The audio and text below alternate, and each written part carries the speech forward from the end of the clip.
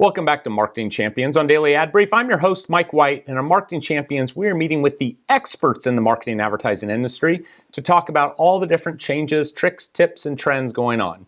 Joining us today, we have Joseph Jaffe from Joseph Jaffe is Not Famous. Welcome to the program. Thank you for having me. I appreciate it. So tell me a little bit about your company and all the great things you're doing. Well, I went out on my own. I used to work in the agency business, but I always say don't hold that against me. And I went out on my own in 2002 and really became a bit of a digital evangelist. I really saw tremendous upside with respect to this new thing called, the internet and everything associated with it, being a true disruptor and game changer. I've since written 5 books. I've started 3 companies. And then when the pandemic hit, I just completely almost blew the whole thing up. And I started a talk show called Joseph Jaffe is Not Famous. Well, it used to be called Corona TV. So my company has been me, Jaffe LLC, which I'm proud to say is almost in its 20th year of existence. And as the world has evolved, I have evolved, trying to help marketers, trying to help brands really understand not just where the puck is, but where the puck is heading. And the one thing that I've always said is that, this thing that we call digital or social media or innovation, it's not meant to incrementally tweak the algorithm or the status quo.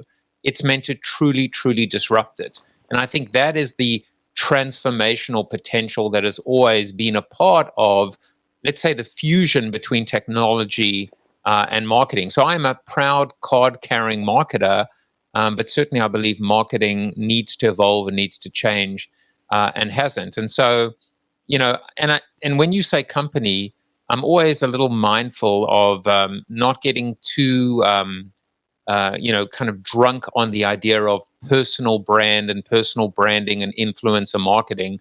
I just try to keep it real, be honest, and whilst espousing and evangelizing and really just understanding the power of brand, always recognizing brands and branding is best when it is a means to an end, not an end unto itself. That is the best way to describe it. And what I mean by that, well, the means to an end is customer centricity, is experience, is community, is the ability to end up with something that kind of transcends the outcome, transcends the inputs, if that makes sense.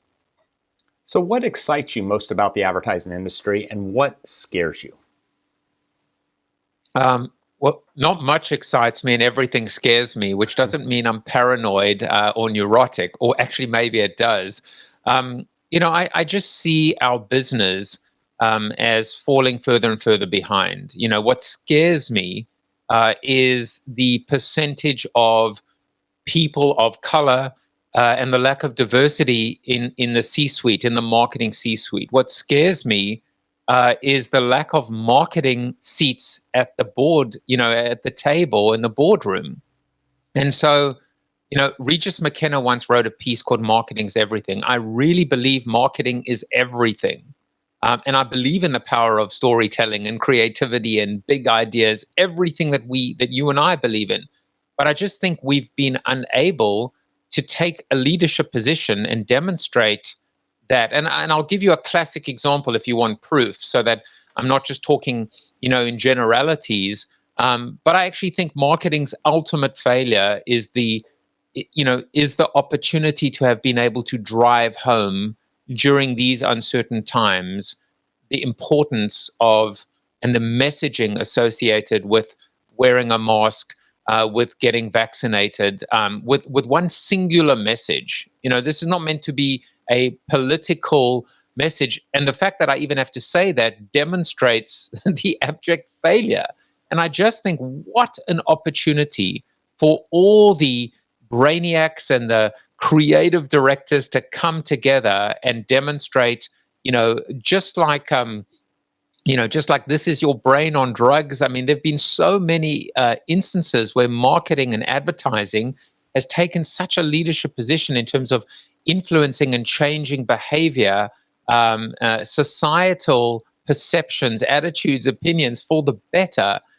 And we haven't done that. We haven't been able to do that other than being able to come up with messaging like we're all in this together. So, I've been quiet for about 2 months due to health reasons. So apologies for coming for ranting. But I just think, you know what? Come on, guys. We've got this in us. We've got the potential. We've got this incredible toolbox. It's time for us to use it.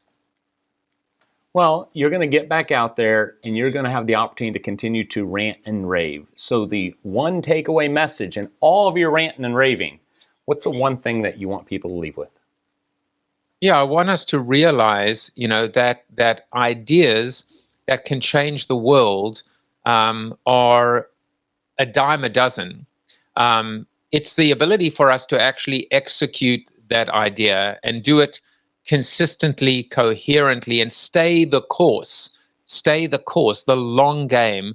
The other thing I would say is small ideas are as powerful as big ideas. The whole concept of the big idea must change, has to change. So, what is a small idea? I guess a small idea is something that you can implement by the end of today, that you don't actually need to get permission, that you don't need metrics, that you don't need best practices and research. A small idea is something that you can actually just implement immediately.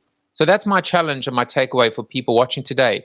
Think of how many small ideas that you personally can do today that is different from what you did yesterday, that can be that, that little seed that over time can become this giant oak tree, that can provide protection and shade and change the whole landscape. Well, Joseph, I appreciate you taking the time to come on today and sharing the insights and advice. So thank you very much. You're welcome. To find out more about Joseph Jaffe, and Joseph Jaffe is not famous, visit us at dailyadbrief.com. We'll see you next time on Marketing Champions.